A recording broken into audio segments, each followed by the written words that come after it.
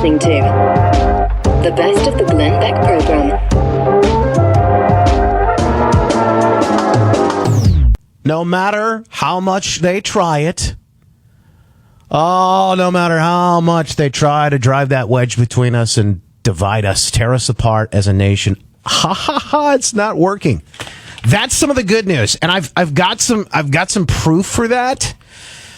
I'll explain coming up. Justin Barkley in for Glenn Beck today on the Glenn Beck program. Do you remember this commercial from the 70s? What's your favorite sport? Baseball. Sandwich? Hot dog. Pie? Apple. And what's your favorite car, America? Chevrolet. Let me see, that's baseball, hot dogs, apple pie, and Chevrolet, huh? Right. Well, you sure sound like America to me. We are. Well, then you better tell me again, because I just might forget. We love baseball, hot dogs, apple pie, and Chevrolet. Baseball, hot dogs, apple pie, and Chevrolet. Now, I know it's superficial, the baseball, the hot dogs, the apple pie, yeah, even the Chevrolet.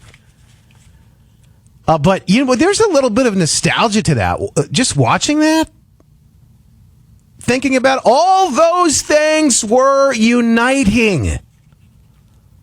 All of those things were pieces of the culture that we could gather around, that we could somehow find a way to rally around. Because it doesn't matter, you know, who you identify as. It doesn't matter what you think you are today. It doesn't matter the color of your skin or what church you go to. We could all rally around our favorite baseball team, watching America's pastime. We could all enjoy some sort of grilled product, I would think. If it's not a hot dog, you'd still throw some sort of meat on the grill. And nowadays, we can't even do that. It's got to be maybe a plant-based meat. Let's throw a plant-based meat on the barbecue. It doesn't have the same ring to it, does it? But, you know, even things like that are uniquely designed to divide us these days. Baseball, hot dogs, apple pie, and Chevrolet. Even in the commercials, even in the advertising, Madison Avenue and the rest of them spent millions putting all that together to sell some cars. How do they sell cars now? Oh, boy. You and I both know. Look at the commercials. Now, here's why I think they're not successful. And this is where I think the good news is. I started this show off by saying, boy, I heard there was a shortage of fireworks this year. Just like the other shortages. Now, some of these shortages are real and some of them I think are a little artificial. But we have issues in the supply chain for all kinds of reasons. It's true, not just the inflation, but of course we've got the issues with trying to even find folks to work. A lot of them in many states, like states like mine, blue states like Michigan, where they're being paid to sit at home. Of course they're not going to go back to work. Why would you do that? Summertime? Go back to work now? No. And of course, then when the kids are back in school, yeah, I don't know if I could do that either. If I'm still being paid, I'd probably need to stay home, you know, because the kids are going to need help with their homework. You get the point. But, you know, there are issues. While there are issues, I don't know that the fireworks were real or not, because I tell you, last night I heard more. And I certainly heard plenty on Saturday, but I heard more last night than I heard Saturday. And if I recall, last year was very similar. Because we were told last year to stay home and to hunker down and to shelter in place and to not leave. Oh, my goodness. By the way, over the weekend, Biden tweeted, or somebody tweeted for him, because thank God, you went from a president who owned Twitter to a president who doesn't even know what a Twitter is. I mean, this guy doesn't.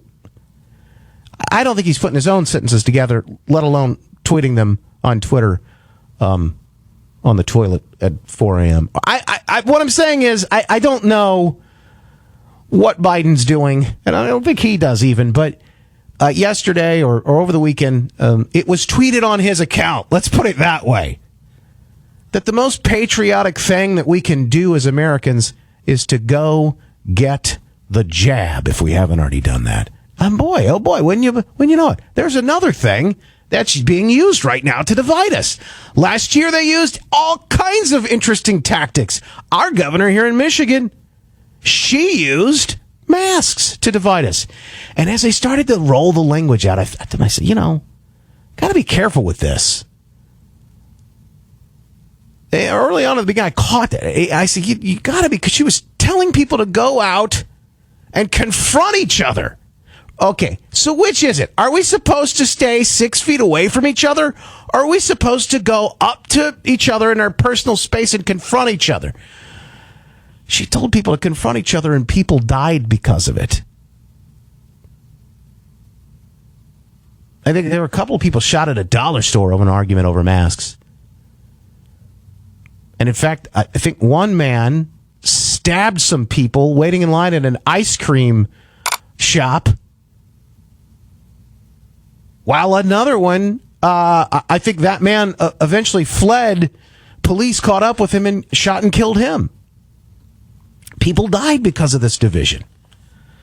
So as I mentioned it, and I do believe it's good news, last night, I didn't see or hear any issues with division.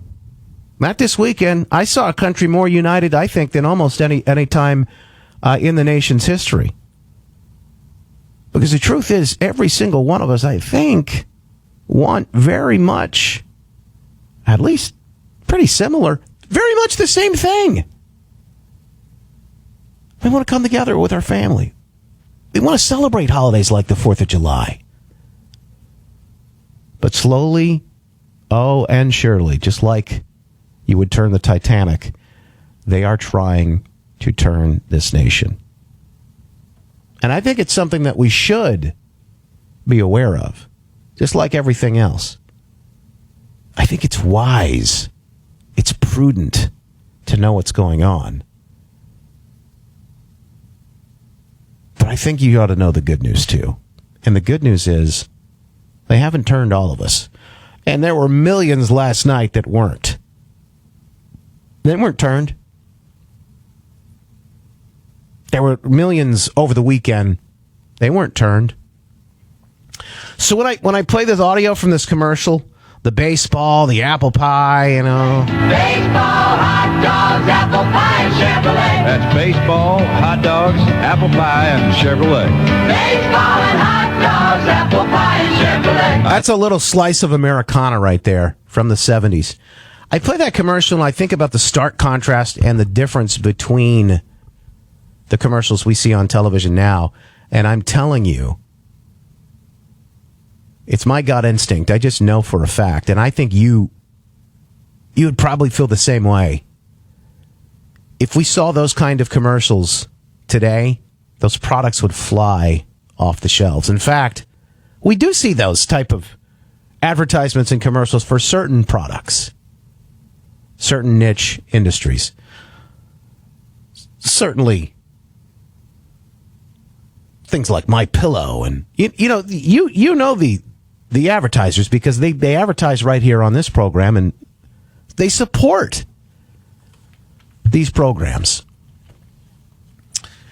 But what if the car manufacturers and all the other companies out there, what if instead of advertising how woke they are to us and signaling how virtuous they are to us in every single commercial, and really in a sense trying to drive us apart, what if they I don't know, what if they tried to wrap everybody up in their arms and unite us together, maybe under that flag?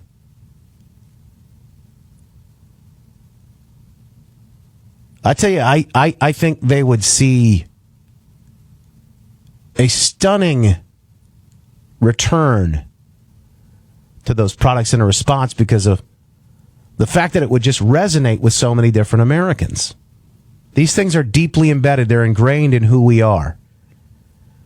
And although they're trying to turn us, they're not winning. They aren't winning. Even though the New York Times is now suggesting that the flag itself is problematic. The flag itself, they're getting hit back. Today, flying the American flag, this is from the Times, from the back of a pickup truck or even a lawn is increasingly seen as a clue, albeit an imperfect one, to a person's political affiliation in a deeply divided nation. You know, I often said, like, I don't know. It's pretty clear. If you have a flag outside your house, I probably know who you voted for. You don't need a lawn sign. I probably know how you voted, at least. Although they're drawing the connection into a disturbingly divisive place. They say a person's political affiliation in a deeply divided nation can be ascertained by that flag. They say deeply divided nation, but see, I see it differently. We keep being told that we're deeply divided. We keep being told that we're the problem. I just don't think that's the case. I think why they really don't want us getting together, and they didn't through the last year, but especially for holidays like the 4th of July, is because when you do, you turn off the TV. You step out of your bubble. You join in towns and cities all across this country with your neighbors for fireworks celebrations, big displays, right next to each other, regardless of CDC guidance. Standing next to one another, having conversations with a hot dog in one hand and a cold drink in the other, talking to your neighbors, your friends, your relatives, the people who make up this country. They're just other folks like you and me. The millions of us who just want the same thing. A better life for our children than the one we had before us. The freedom to do so. Get government out of all the rest of the stuff that, you know, that causes problems. Just let me go to work. Just let me live my life. Just let me enjoy the little bit of free time I have with my family. But we're constantly being pulled into political fights. We're constantly being told that we're the problem. Folks, you're not the problem. You're the solution. Back after this. This is the best of the Glenn Beck program. You know, every day there is something insane happening in the news. Literally every day. And as those true events take place, I often find the need to check in with a very specific source. It's not the usual go-to that you might think of, you know, oh, not the New York Times, the paper of record, people like that. No, I actually like to check in when I hear some of the craziest things happening with the Babylon Bee. Now, don't laugh, or actually, they may be okay with you doing that, because that's their whole intention. They write satire, and they are deadly serious. And boy, does it sting sometimes. Isn't that what satire is supposed to do? And so I thought to myself, you know, when I heard the story that they were being targeted by big tech, social media censorship, I mean, it's just a matter of time. Why are they coming after the Babylon Bee? because they're effective. And their chief, Seth Dillon, joins us now on the Glenn Beck program. Seth, thanks for being here with us today. Appreciate it. Yeah, thanks for having me on. Glad to be here. So as I mentioned, I don't think I'm alone on this, but every time I hear something crazy happening in the news, which is every day, there's a headline, there's something that's a real story. I then got to go find out, okay, how did you guys cover it? Because that, in a lot of ways, it really does. It sort of shows me like, okay, and then this is how I feel. I think most of us, and I think that's why the popularity of the bee has risen so sharply, is because people feel this way and they relate to that humor. There's stinging truth in all of it. Yeah, well, it's a rich environment right now for satire. That's for sure. In some ways, it does make the job harder, though, because satire's project is to exaggerate the truth to make its points. And like you said, when we wake up and we read the news every day, the news is so insane, so absurd. You know, it's hard to exaggerate things like reporters standing in front of burning buildings describing the situation as mostly peaceful. You know, like that kind of stuff is. It's difficult to satirize, so it makes the job challenging. But yeah, it's also good to bring some levity and get people laughing and you know, but also thinking about these things. How often though does it happen? Because I've seen this. It's almost like prophecy, the Babylon Bee prophecy now, where you know I say like you can't make this stuff up, but apparently you guys did, and you did it maybe a little bit in advance, and now here's life imitating art right in front of our eyes. Well, yeah, that's the challenge. So, okay, the challenge is to stay a step ahead of reality, right? Because reality is moving at breakneck pace towards insanity. We exaggerate it and to make our points and to make our jokes go through. And sometimes literally within like minutes or hours, something that we've written that was satirical at the time we wrote it comes out in a real headline. So that's happening pretty frequently. It doesn't happen every day. But usually every couple of weeks, there's something that we published either very recently or even sometimes like 1 or 2 years ago that ends up coming true and mark it down as a fulfilled prophecy, which is, it's comical on the one hand, but it's also kind of depressing on the other. What is, like, if you think back to this, Seth Dillon is on with us now from Babylon Bee. If you have to think back to maybe the first one that you remember, or maybe the one that makes the biggest impact on you, it was a story that you guys wrote or something that you put together, and then it just, you thought this was wild, maybe it'll never happen, but then there it was, real life. Well, I mean, there's a million examples. I mean, some recent ones, like even some lighthearted ones, like we made a joke back in the middle of the pandemic when things were bad last year about how there were increased sales of shirts, but not pants, because everyone was working from home. And we showed a picture of a guy sitting there in his boxers.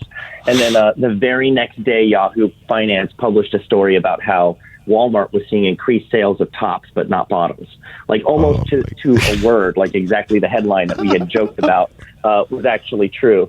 But there's other ones too, where, it just shows that we're right on with our criticism of, the mainstream or legacy media and how they just try to distort things and cover things from their own narrative. We did a story on how President Trump during the Abraham Accords was ignoring COVID protocols, and that was how CNN was going to cover it, right? Trump ignores COVID protocols and shakes hands with foreign leaders, and then 3 hours later, CNN publishes a headline where that was what they covered. It wasn't the monumental occasion that was happening on your screen. It was Trump disregards COVID protocols and disregards distancing at the Abraham Accords. It's like, that's not the story here. That's not the story.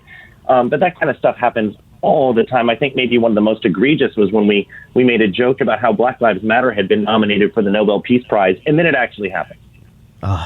Incredible moments in the history of the Babylon Bee. And Seth, I just realized you guys had just reached a big milestone on Twitter too. You now have a million followers there. So the popularity growing by leaps and bounds, and I think it's because you're effective. Matter of fact, that's probably why you guys are under attack. What's the latest, and what have you found with big tech and censorship right now? Yeah, so that is a big milestone. 1 million followers on Twitter. We just recently hit 1 million on Instagram too. And a lot of people will point to that and say, "What censorship? What are you talking about? Look at you got a huge following. People are following you in droves." But our success on those platforms is despite the fact that we're facing huge setbacks from attacks from the media and suspensions. Like our Twitter page has been suspended, our Facebook page our posts have been pulled down, and we've been demonetized several times. We've been threatened with being deplatformed there. MailChimp suspended us recently and then apologized and turned us back on. But there's been this like coordinated effort between big tech and the media in the last couple of years, as the crackdown on fake news was really happening and they were trying to stop the spread of misinformation. You started seeing our posts getting fact checked all the time and rated false. And then we were getting threatened with being deplatformed if we continued sharing false information. And we had to, defend ourselves and say, this is not fake news. It is fake news, but it's not fake news intended to mislead. It's fake news intended to entertain. This is satire. So we've been constantly in this battle to assert our right to be on these platforms. And the media, what's really interesting with the media is that they've been trying to generate this narrative where we're not really satire. We're pretending to be satire to just get around Facebook's rules against the spread of misinformation. So that's what happened with the New York Times recently, where they called us a far-right misinformation site that traffics in misinformation. And that kind of stuff, like on the one hand, we want to joke about that and make fun of them for being, for misrepresenting us that way and trying to make people think that there's something malicious about our satire. But on the other hand, we got to take it really seriously, because next thing you know, we are going to get the boot from these social media platforms on the basis of lies like that. It's in fact New York Times that's spreading misinformation about us, not the other way around. So it's been an ongoing battle, but we've had some successes and we continue to fight back, not taking any of it lying down. What do you make about this latest craziness about, and I've been watching this over the last couple of days with Facebook and these warnings about you may have come in contact with extremist content or you in fact may be an extremist. It's almost like, do you have an American flag flying outside of your house? Do you have a Bible? Did you attend church yesterday? You may be an extremist. Right. What do you make about? I mean, it's so crazy that this is the world we live in. We're starting to see Facebook doing something like this. Is nuts. Yeah, it feels very Orwellian, doesn't it? And again, that's a rich atmosphere for satire. We're making plenty of jokes about this. I'm personally concerned because I have not been yet warned that I might be an extremist or have affiliation with extremists. I think I should have that warning on me, and I'm a little concerned that Facebook doesn't think of me that way. I think, look, honestly, it's a badge of honor when people like the New York Times are coming after us and trying to smear us. I would much rather have them doing that than praising us and saying that we're great. So I think it's a good thing. I mean, I think it means that we're on the right track, honestly. But the stuff with big tech and putting out those warnings, I mean, it's very ominous, isn't it? It's no laughing matter on one hand, because they're basically looking for you to rat on your friends and your neighbors and expose them for being extremists. I made a joke about this. I said, I'm concerned that some of my friends are pro-abortion, that they're okay with abortion. Does that count? It's amazing how views on one side of the political spectrum are considered extremism, but not on the other. Yeah, it really is something. I mean, when you guys started this, was this always the plan, or was there? I mean, what was the kind of the spark with the Babylon Bee? I mean, you probably had no idea you would be where you are today, and could see this coming. No, but the guy, Adam Ford, is the founder of the Babylon Bee. He started it in 2016, and he did see that there was a absolutely huge opportunity to go into, to tap into this untapped market where people on the right were not, the left has always been very good at satire, at mockery, at ridicule. They've always been great at, and I think a lot of the reason is because they don't have great arguments for their position. They resort to ridicule because, that's how they think they're refuting you. But the right has historically been much worse at that. And so there was a huge void there that the Babylon Bee filled. So the site took off like crazy when it was first launched. And I think that was, credit to Adam for seeing that opportunity there and executing on it really well. I think the Babylon Bee was able to do conservative Christian humor that wasn't cheesy and that really connected with people. It was, it was snarky and it was fun and it was biting and it stung on both sides and didn't really pull back pull any punches on anybody. Trump was one of our biggest targets during his presidency. So I think that's part of the reason why the Bee has been so successful. So Seth Dillon with the Babylon Bee right now. Just last kind of thing, and before I let you go, is you guys, it must be a fun work environment, but you're finding yourself in some serious places too. Where do you see all of this going? You're so much, I don't know if it's a prophetic thing or if it's, I'm not asking you to get the crystal ball out or anything, but just because you're so close to it, maybe, where do you see us headed in what's resonating with people on your website and the content you guys produce, and where we're headed as a country? Well, just for where we're headed, we're going to continue to see a lot of these attacks. We're seeing the landscape evolve a little bit.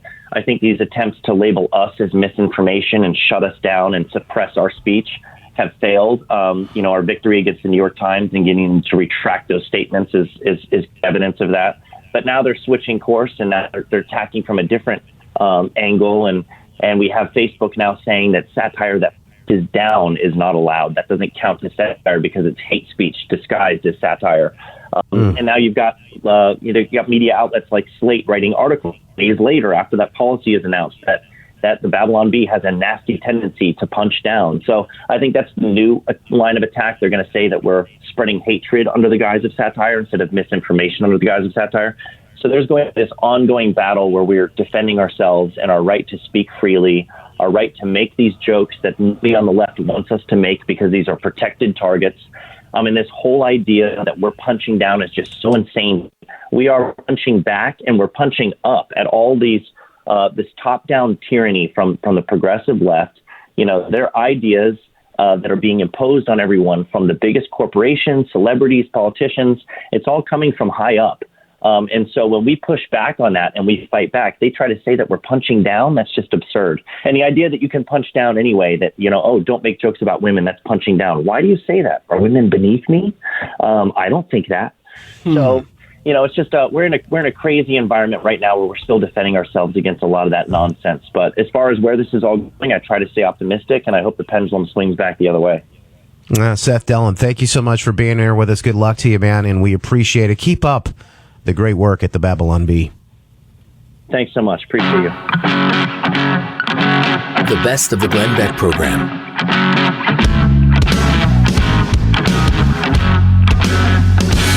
People are fighting back. They are standing up. Even when it seems like all may be lost and it's hopeless at times, there is some good news. It's one of the things I talk about in my book, Good News, that there are things happening in the world, I think, that are worth celebrating. And we ought to do that more often. You're not going to hear it in the headlines and nightly news. You're not going to see it from the usual suspects. But when we see it, we ought to make sure that we share those things, and we definitely tell those stories with each other and together. There's one such video I wanted to share with you. This comes from a dad in Arizona who's gone to a school board meeting. First of all, I congratulate him for that. Parents, you've got to go to school board meetings. We've got to be engaged civically. We've got to be engaged at our kids in their education. If you're going to send them to public school, especially, we've got to be engaged in that process to let these people know that we're watching, that we're going to be a part of it, that we're actively participating. This man is speaking up, and it's also what he says from his perspective as a black man, a father, what he says about what they're teaching, the critical race theory, and the divisive things that they're teaching in schools. Take a listen. From Chandler? Thank you. I'm not part of any group. I just came here because my kids are 8, 10, and 12. And we start to experience things as far as Black History Month. My kids would come home and they would be afraid. And I would always ask them what was going on. And then I start realizing that they were teaching stuff. They taught my kids about slavery and then civil rights and nothing in between. And now you got CRT. And I ask you guys not to burden my kids with something that's going to hold them back.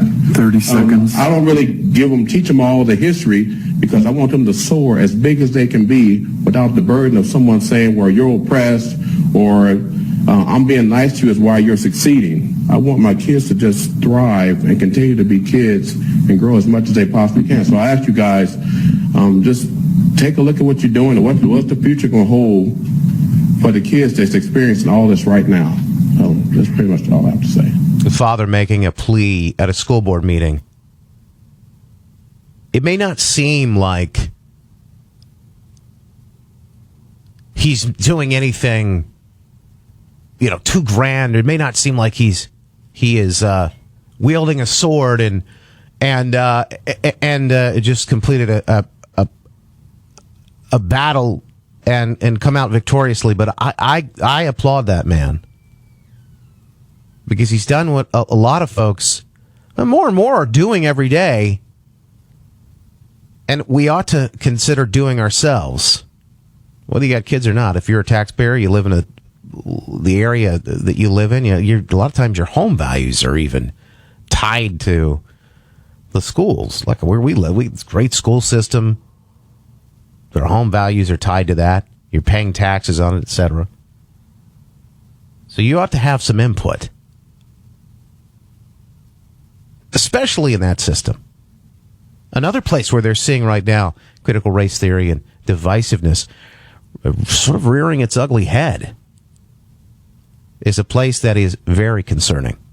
In fact, that's the military.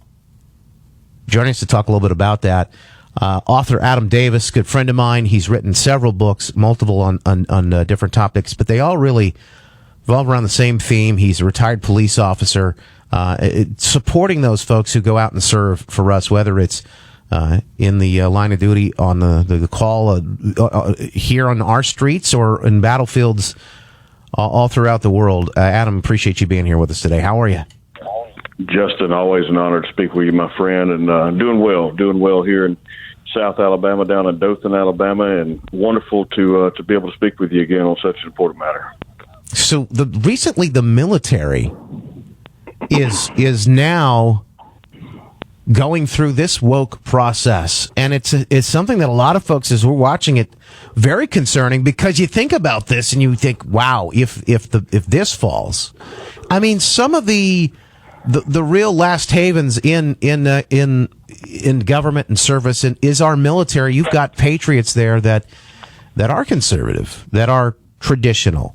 They might call them extremists now, but I think the real extremists are the ones who are the Marxists, who are trying to drive a wedge and drive this ideology into places that it doesn't belong, like the military. Yeah, well, that's the thing you have to realize, and I think we are more and more people are realizing it now, is that for the true extremists, which are the liberal, the woke crowd, if you want to, whatever you want to label them as, the ones that want to destroy the very foundation and fundamental truths of our nation, there is nothing sacred to them. Not our Constitution, not our way of life, not the military, the church, the school system. They want to attack the very core of who we are. And there's no place for such divisive teaching in the military. Law enforcement, you have to move as one. You have to be united. And they want to divide every facet of America so that they can conquer America with their socialist and Marxist ideas, with their communist propaganda. They want to destroy America and turn it into what they want. They want to make you a slave to their rule. That's what they want. And this is just part of their strategy. And it has to be stopped immediately.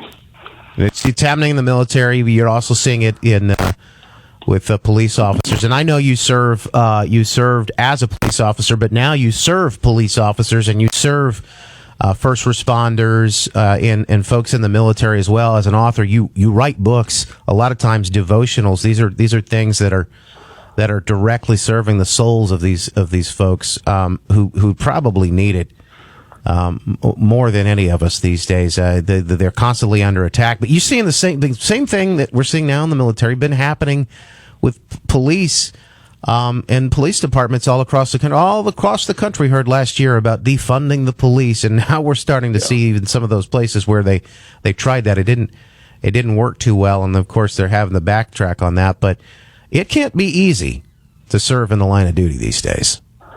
No, well, the fact is that they want to erase truth and they want to redefine truth, but you can't redefine what the truth is. And we have to go back to the basics of who we are as a country. Yes, you can believe differently. In fact, you can speak things that are against what I believe, but that's the beauty of America, is that you can have a different belief and without being persecuted.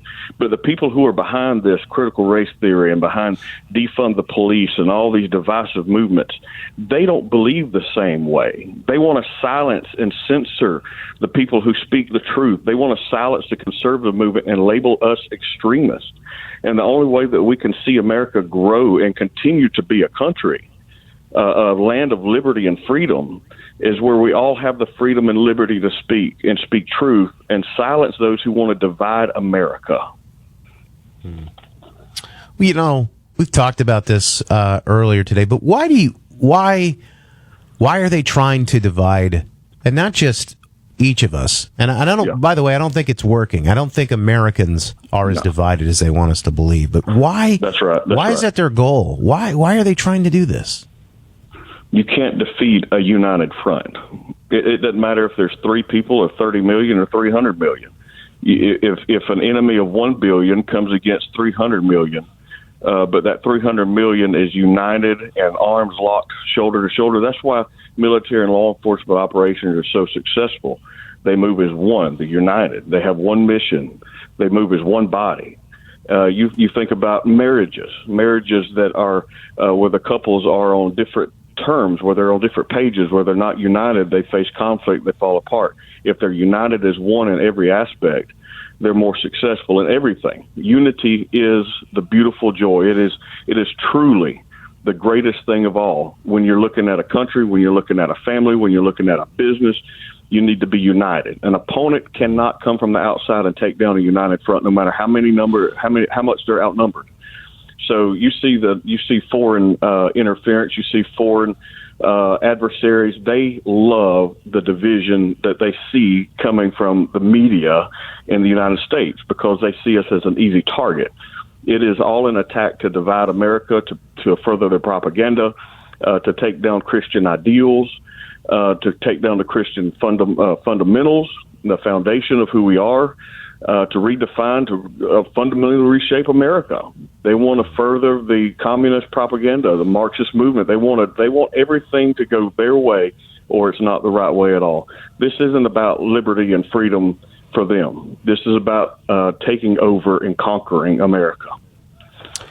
Adam Davis, author of several books. By the way, we'll tell you about those coming up in a second. But as you're serving those who are in service to others, what are you hearing from, whether it's military or police, or what are you hearing, what they're facing, some of the issues they're facing on a daily basis?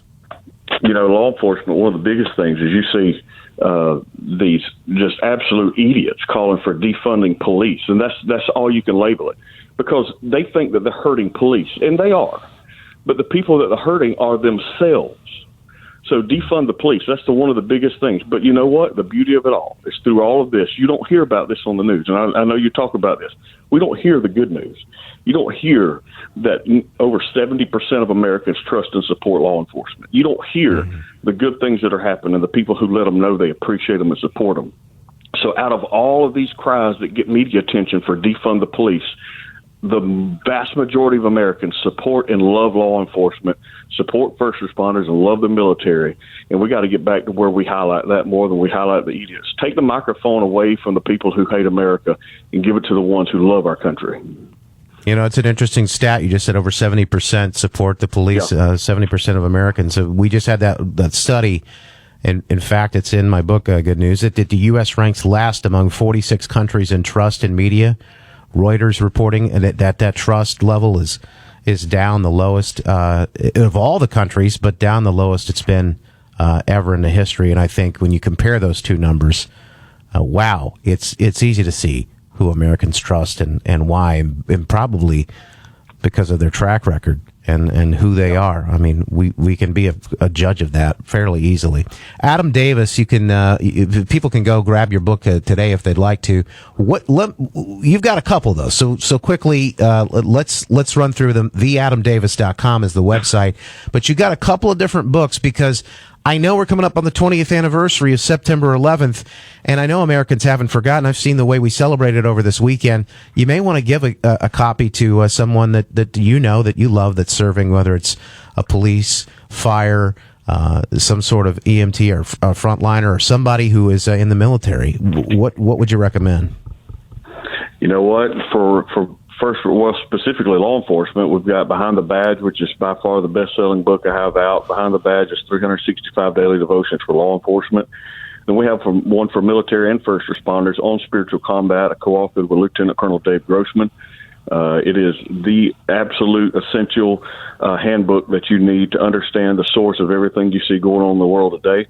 And then the latest book I co-authored with a Force Recon Marine named Chad Robichaux called Behind the Lines. It's 365 daily challenges for military personnel. But we also have Bulletproof Marriage, 90-day devotion for military and first responder married couples. I co-authored that with Lieutenant Colonel Dave Grossman. Of course, you can find all this on my website, theadamdavis.com, and would always love to hear from your listeners and connect with them in the future. Thank you, brother. I appreciate your work, and thank you for serving those who are serving others. Adam Davis. Oh, absolutely. God bless. Thank you, Justin. You too, you got it.